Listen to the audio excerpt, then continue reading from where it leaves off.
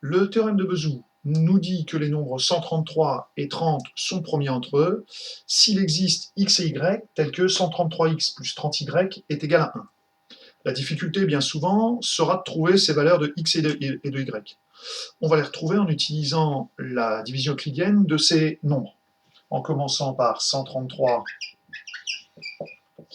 divisé par 30, donc il va 4 fois, il reste 13, et ensuite on va prolonger ça en reprenant ces deux nombres-là.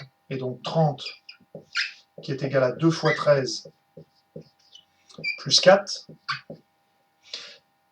encore une fois, puisque 13 est égal à 3 fois 4 plus 1.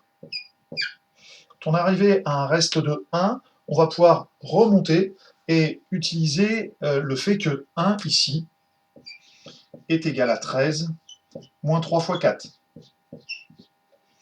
Mais tout comme on a passé ça de l'autre côté pour trouver 1, eh bien, je vais pouvoir faire la même chose en trouvant le 4.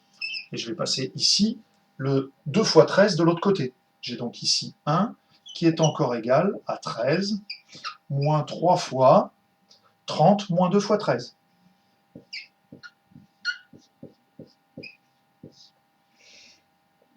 Ce qui est égal à 13. Je vais en avoir combien des 13? J'en ai ici moins 3 fois moins 2, ça m'en fait 6 des 13, plus 1 ici, j'ai 7 fois 13, moins 3 fois 30.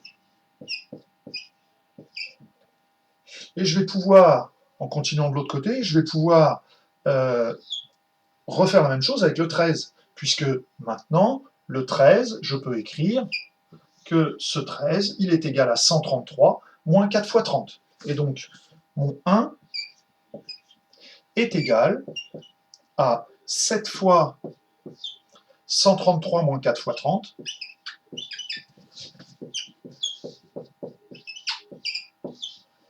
moins 3 fois 30. Ce qui fait que des 133, j'en ai 7. Et des 30, j'en ai 7 fois moins 4, j'en ai moins 28. Moins 28 moins 3, ce qui fait moins 31 fois 30. J'ai donc trouvé ici x qui serait égal à 7 et y qui serait égal à moins 31.